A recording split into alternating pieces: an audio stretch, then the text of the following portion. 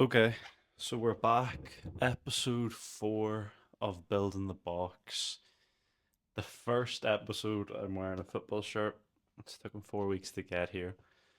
New kind of scenery. I'm going to try and do this for every episode. This time, we're over on the marketing side of the world. So you can see, I think, this table to my right, which is Svetlana's desk. And then we have to my right Connor. So Svetlana's our graphic designer, and Connor heads up our creative.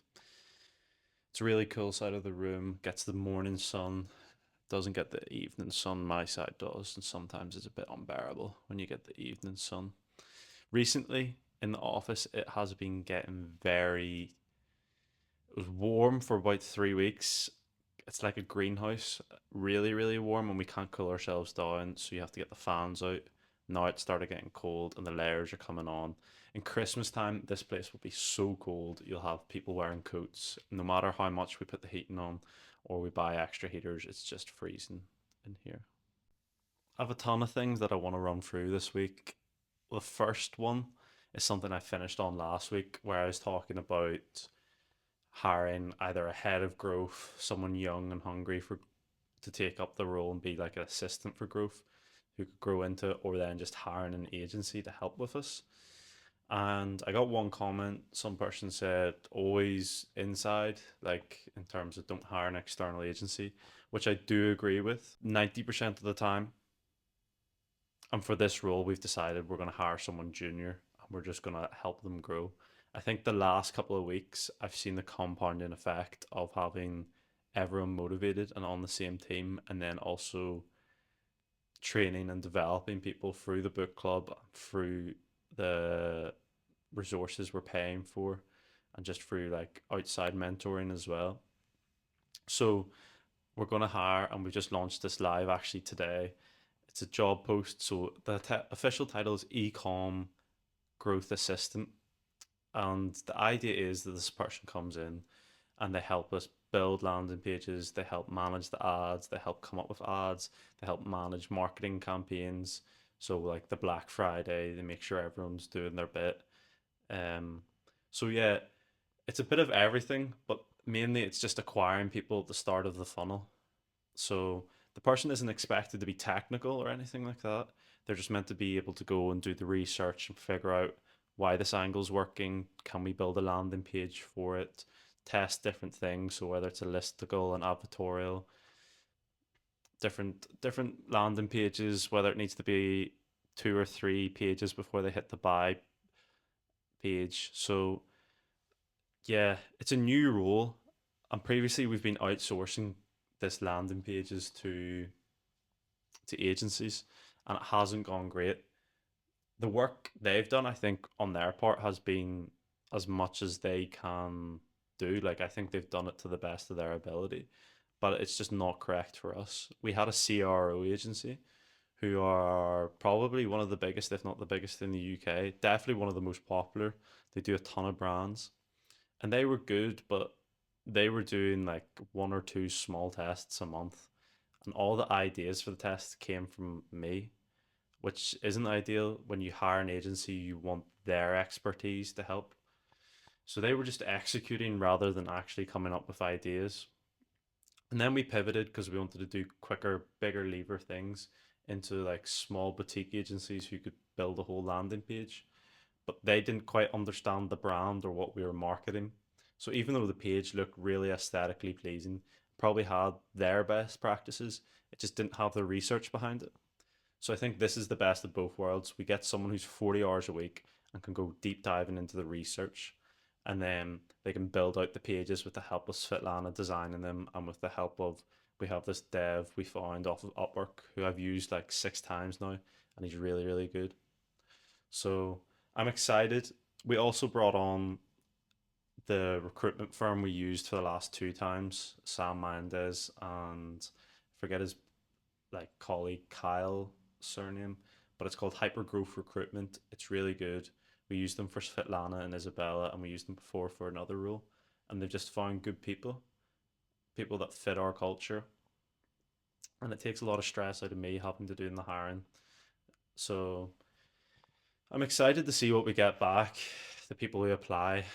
there's no like technical expertise needed for this. I'm just wanting young and hungry really, and fits the culture of the company, and is just willing to learn on the job because we'll provide all the resources they need to learn and to get upskilled. I had a friend text me recently about the podcast, and I've known this person for a good while. So he was asking if I was scared about doing it. And I think he's maybe anxious about documenting the journey himself. So he's maybe looking for my insight.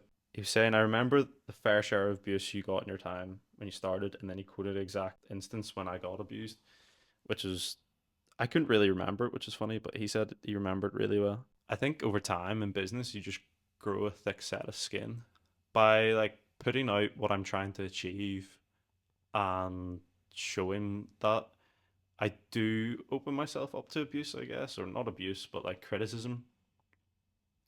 People can laugh at you and go, well, especially if in like a year's time it all flops and fails, and be like, here's the here's the videos of you saying you're gonna grow it to something significant. There's two things with this. There's, I guess, over time you just get used to criticism, maybe get more comfortable. I've been doing these ads and I've been like public facing for a good while, so I'm used to it. And then second of all, something which I said back to him is I believe so much in what we're doing that I feel like success is almost inevitable. And that's just from the amount of effort we're putting in. And I believe we're putting the effort in the correct ways, that we're trying to learn. So it's confidence from the inputs we're doing. And he replied back saying that's such a great mindset to be in, which I didn't really think about until I had that conversation. I think that brings me nicely on to my next point, which is the book club is definitely paying dividends. I've seen it firsthand. So today we finished our first operations book. The marketing department's finishing their first book next week. Leadership is probably like 3 weeks away from finishing the book. It's just a longer book. But I've seen already is technically people are getting better, especially in the marketing department. This is eye opening. So ads recently, the last week, have definitely been way better than I could ever make. And that's eye opening to me of the power of having a team and building a good team. But also the team has progressed technically so much in like comparison for the last 2, 3 weeks when you look back. So it's energizing not only for myself, but I think it's energizing for them seeing the progress. And then secondly, I think the other dividend of book club, other than being technically better, is that everyone's mindset has shifted from it. So everyone's aware that you're in this kind of like growth, personal development mindset now, rather than just you come in and you work. And I think that's also helping because people are thinking bigger picture. So that's been really cool. And I feel like the energy in the company's changed as a result. So if anyone hasn't tried book club, especially when we were talking about this today. When we started this like 4 weeks ago, maybe a bit longer, people were like almost laughing or dreading it. But now everyone looks forward to it, which I didn't think it would take such a quick turnaround to happen. People are excited about starting their new books and finishing the old one. So it's really cool. We're also just going to build a library now because we've got so many books that we've just finished or we're finishing. So we'll start stacking them, and then people can like pull books from different departments which they can read in their own time if they want. So this is kind of my story of the week, and it's something that has been consuming my energy for a good amount of time. I have this software company and we've been using them for near 2 years now. They are really well known in the software industry, in like the e-commerce industry. They've raised a ton of money, like a stupid amount of money. I looked this up the other night as well. It's so big, and some well-known people have invested in it. And so we've been using their service for 2 years, and it's been okay. It does the job. Like it's not an excellent service. It's good for the price point, but recently I was like looking through the company charges, just good practice to do this as well. Just go through all your direct debits and every thing that comes out of the bank account. And in my head, what I thought was I was paying them and what was getting charged to the company card was very different. And so I started asking for the invoices because they never provided an invoice before. And I asked once, I asked twice, I asked three times until I figured out, like, I counted this last night. I asked five times for an invoice, didn't get a reply. So then I emailed the CEO, got the CEO's email, asked for it. He said he'd sort it. 2 weeks later, hasn't been sorted. So I asked again, apologies, apologies. Then 1 week later, I finally get these invoices. So I got them at the start of this week. It turns out, by their own admission, they'd overcharged us by 5 grand. Now, I actually did the maths myself then when I got the invoices through, and it was 6.5 grand they'd overcharged us. Crazy, crazy money. Over 20-month period, they've overcharged us. And they said it was some technical error, but you can see halfway through our relationship with them, they've just increased the amount they were billing us, like to a very specific amount. So I feel like what has happened is they've got revenue targets to meet, and so they've just gone, we can slowly put up. And I would be surprised if they haven't done this across multiple clients.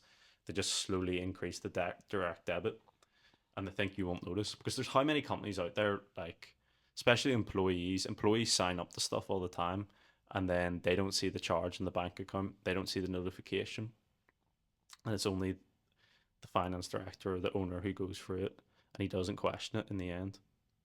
So it's very dangerous. 6.5 grand.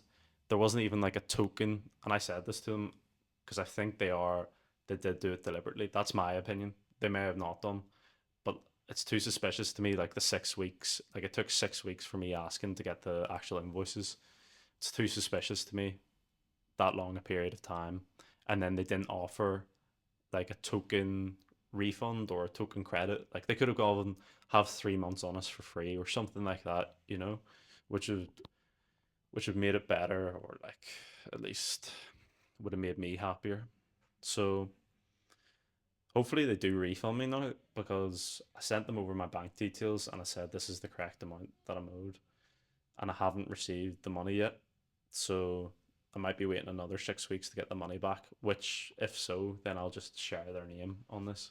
I've refrained from it so far, but if anyone, it's a returns platform, UK based. So if anyone is using it, maybe just any returns platform, just good practice. Ask for your invoices. Just ask for them. One ad we've seen do really well this week is this AI ad. So Svetlana made it, and it's really cool. She made it using Sora, which is ChatGPT's AI, and it's unique. It's basically a shirt just on, I think it's a rock. It doesn't look really AI, and it's very simple copy, but it's been doing really well in test. It hasn't graduated the scaling campaign yet, but I think it will be able to. I'm excited for it. So we've started iterating a bit more. I just think it's amazing, the potential of AI in terms of ad creation. At the minute, it's really only good for static ads, but in time it will get better at video ads. But 6 months ago, we couldn't have made an ad of this quality. And if we wanted to, it would have required a photo shoot that maybe cost £5,000-10,000. And it's not a fancy tool. I think it's Sora AI, and it's £20 a month, if that. So really impressed by that. And then on a personal note, I've been trying to get into some sort of routine, because summer was a lot of traveling for one, and then drinking as well. Summer always brings out the drinking, whether that's just events or it's good weather. Especially in Ireland, there's like a culture, if it's good weather, you drink, which is like stupid when you think about it. So I'm trying to drink less this month. September, October, drink less. November, December, I won't drink really at all, because it's just so busy. And I've been getting into a good routine. So previously, 3 days a week gym, trying to get four. Well, I'm definitely getting four. I might try to get five now. I've added just extra eating to my diet, so I add some weight. Try lift heavier. Doing the supplements. I've started taking Cadence electrolytes, which I think are really good so far. That's my experience so far. Like my sleep is better, especially the one I take before sleep. Like I don't wake up at all during the night. just straight through. It's really deep sleep, I feel, as well. So that's been a real benefit. Creatine I'm taking, protein taking extra. So I'm feeling better and I feel more energized with it. I think the hard part for anyone, especially I guess someone of my age, being 22, and because I'm still in technically my hometown, is that you're just surrounded by your friends, and the only way to really socialize is drinking. Like it's a good way to network. It's how I met tons of my friends, and there's not really an alternative. I don't think there ever will be a alternative. Like sports, yeah, to some degree, but drinking really is the only way to meet people. Okay, so that wraps us up. Next week, we have a few things going on. Hopefully, I'll have placed the claw machine and I'll touch on that. And we have the first stock coming in from our Turkish warehouse now, I want to say. So that's exciting, and I'll cover that next week. But I appreciate all support so far. It's been way more views than I think I'd ever imagined when I started this. I haven't even been promoting it too heavy. Yes, I've been posting on TikTok and YouTube Shorts. Instagram, I haven't posted at all. There's a reason for that. My assistant doesn't yet have access to my Instagram, which is we're trying to clear that up with the company. But when it does, I'll be posting on Instagram heavy. So you'll see more of my face, unfortunately, for you guys. But yeah, I'm really just proud of what we're doing so far in terms of this this podcast. I'm getting it's just net beneficial for me. So if anyone else is weighing up whether I should document something, I mean, it could be so simple as just writing extra LinkedIn posts, like one extra post a week. The benefit from it is just huge, definitely. So thanks for all the support. I'll see you next week.